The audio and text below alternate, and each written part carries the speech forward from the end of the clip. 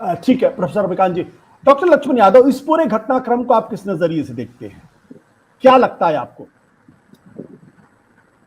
जी बहुत शुक्रिया। और सबसे पहले तो इस पूरी जो भी घटनाएं हुई हैं इसमें बतौर एकेडमिशियन, बतौर वैचारिक साथी के नाते हम सीधे तौर पर प्रोफेसर रविकांत के साथ खड़े हैं और अपनी पूरी सॉलिडरिटी इनके साथ दिखाते हैं।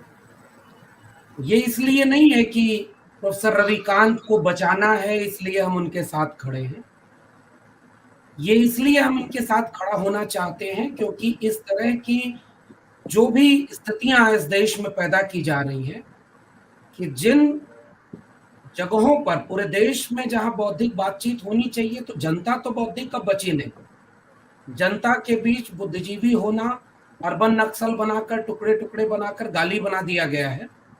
और व्हाट्सएप के मैसेज से लेकर टीवी की बहसों तक दिन रात केवल नफरत की बात हो रही है। वहां ज्ञान की बात नहीं है, वहां केवल भावनाएं हैं जो बात बात पर आहत होती हैं।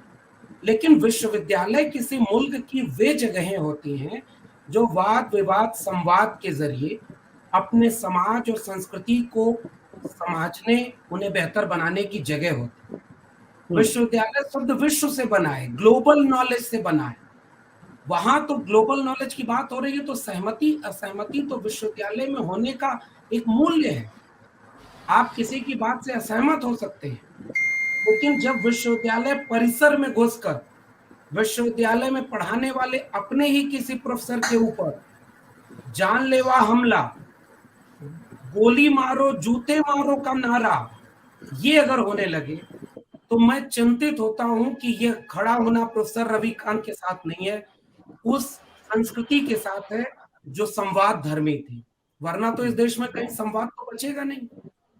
वहां तो इसलिए मैं ये समझते हुए कह रहा हूं क्योंकि ये एक व्यक्ति पर हमला नहीं है, ये एक प्रवृत्ति बनती जा रही है कि आपसे अगर कोई असहमत है तो आप किसी की लिंचिंग कर देंगे, कोई किसी की मूंछ रखना पसंद नहीं आया तो आप उसकी जान ले लेंगे, कोई शोधार्थी रोहित वेमुला बना तो उसकी सांस्थानिक हत्या तक का प्रयास करेंगे। और कोई जेल में नहीं है इन घटनाओं के बाद।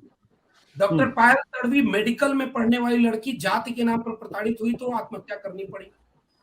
इसलिए मैं इस प्रवृत्ति के खिलाफ अपना विरोध दर्ज कराता हूं। आज दिल्ली विश्वविद्यालय में प्रोफेसर ये रतनलाल जी हैं, उनकी टिप्पणी से आप असहमत हो सकते हैं। एक मुझे कविता याद, एक प्रसंग याद आता है, ये भारत के बाहर का है, सांस्कृतिक प्रसंग है। एक माँ से उसकी बेटी पूछती है कि इस मुल्क के राजा ने हमारे पिता को क्यों मारा। तो माँ उससे बोलती है क्योंकि आपका पिता एक कवि था, उसने जो कविता लिखी थी वो इस मुल्क के निजाम को पसंद नहीं आई।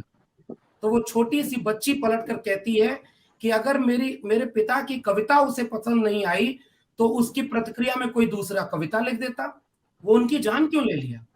इसलिए मैं ये सोच रहा हूं कि फिर इस देश में बचेगा कौन, असहमति की आवाजें बचेंगी कहां। ये मेरे लक्ष्मण जी इसमें दो बड़े महत्वपूर्ण सवाल हैं और उस सवालों का मैं चाहूंगा कि आप उसका बड़ी बेबाकी के साथ जवाब दें।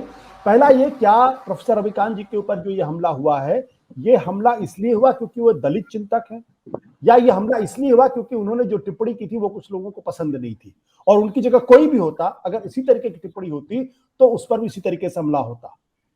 बिल्कुल, आपने बहुत जरूरी सवाल पूछा है। इस देश में बलात्कारियों के पक्ष में झंडा किसके लिए निकाला गया, झंडा लेकर कार्यकर्ता किसके लिए सड़क पर उतरे, इसके पीछे एक बहुत बड़ी वजह, और दो वजहें सीधी साफ स्पष्ट हैं, इसमें कोई लाग लपेट नहीं है।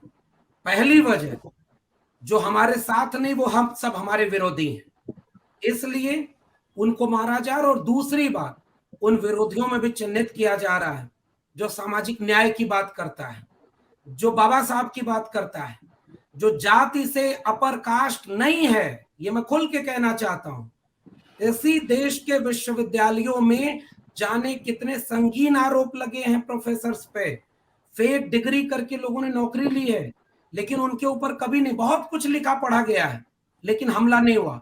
अब इस देश में हो क्या रहा है, दिखाया जा रहा है कि मुसलमानों को मारा जा रहा है, लेकिन नहीं, प्रोफेसर रविकांत अगर दलित नहीं होते, प्रोफेसर रतनलाल अगर दलित नहीं होते, प्रोफेसर हैनी बाबू मेरे दिल्ली विश्वविद्यालय के अगर वो ओबीसी ना होते, प्रोफेसर आनंद तेलतुंबड़े ये प्रोफेसर दलित ना होते, और उनमें भी वो दलित नहीं जो संघ की शाखाओं में जाकर अखंड राष्ट्र बनाना चाहता है, ये वे लोग हैं जो एक विचारधारा से जुड़े हुए हैं।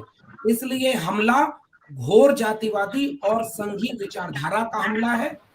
सत्य हिंदी का ऐप डाउनलोड करें गूगल प्ले स्टोर पर।